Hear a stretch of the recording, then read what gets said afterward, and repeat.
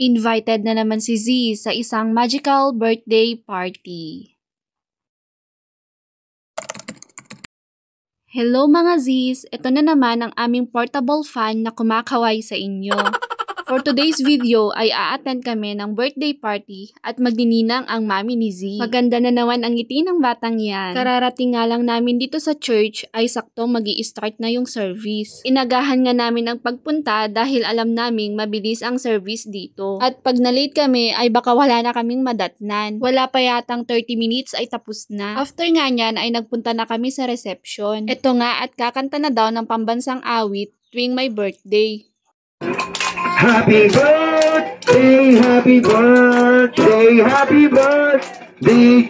Ito malakas na para kay Stephen. Yay! Pagkatapos nga ng palaro sa mga bata at kainan ay may pa-magic show pa. First time nga na naman ni Z maka-attend ng ganitong magical birthday party at may mga clowns. Mabuti na lang at hindi siya nagpababa at lakad ng lakad dyan. Focus na focus nga siya dyan na nanonood. Akala mo na iintindihan niya na ang lahat. Tuwang-tuwa nga ang mga bata dyan. Parang ang sarap maging bata ulit, no? Yung tamang laro at pasyal lang tapos wala pang iniintindi sa buhay. Iiyak ng malakas sa public tapos mayat maya okay na. Pag uma-attend kami ng ganitong kids birthday party, ang sarap lang mag-reminisce. Dati, nung bata kami, ang daming ganitong mapapanood sa peryahan. Ngayon, wala na yata. Hindi tulad dati na may pa-acrobatic show pa. Tingnan nyo naman ang batang to na focus lang sa goal ang peg niya. Hindi lang din pala siya, pati rin pala ang mami. Na-amaze pa nga ako sa mga ibang tricks niya. Kaso, yung iba, parang walay na. Kasi naman, alam na natin yung mga secrets sa likod ng magic na yan. At may batang lumalamon na naman. Food is life talaga sa batang ito. Ayaw tumigil hanggat may nakikitang pagkain. Pero mabuti na rin yun kesa yung pinipilit naming kumain siya. Ayan nga at ipapasilip ko muna kung ano yung mga pakulo nila dito.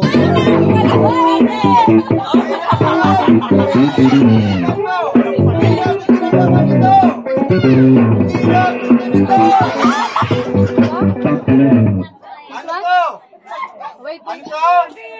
Panty, hindi, tirador.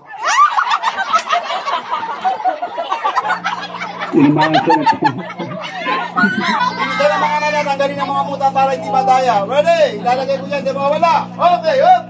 Sinok-sok, pinasok, sinisikot dyan na yan. Nakita nyo, nandiyan dyan, di ba? Iba ko natin dapat at kung wala, bumila kayo ng tatlo'y malakas. 1, 2, 3! Wala na! Palagpagan!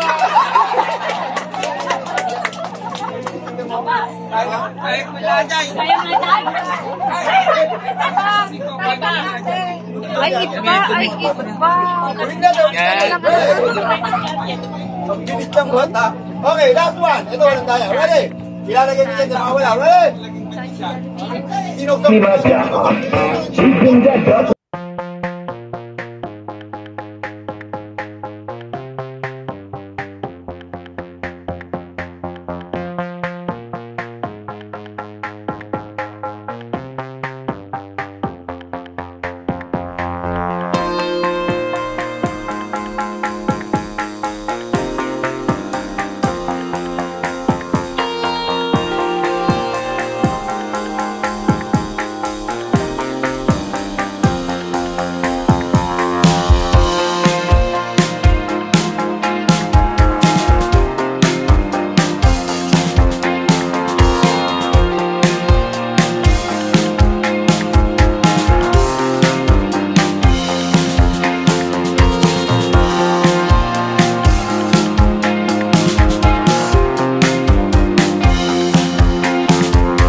May halong kalokohan. Matagal at marami rin siyang ipinakitang tricks. Sa palaro nga niyang Bring Me ay dapat mahaba ang pasensya mo. Kung KJ at Asar talo ka, hindi ka mag-e-enjoy dito. Ito nga yung sample ng mga pa-Bring Me niya. Para magka-idea kayo at ipalaro nyo rin sa iba. Char! Bring Me cellphone. Yung may antenna, dapat 5110. Ito pa. Bring Me 1,000 pesos. Hindi buo dapat barya. At meron pa ngang pa-Bring Me marites o chismosang kapitbahay.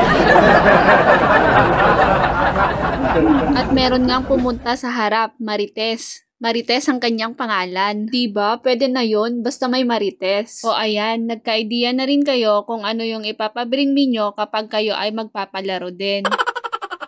Tignan lang natin kung hindi kayo lalayasan ng mga maglalaro. De joke lang. Bawal ang KJ kapag ganitong mga party. Kalimutan mo na ang problema at makisaya sa mga bata. Ayun lang muna. See you sa next vlog. Happy birthday to you.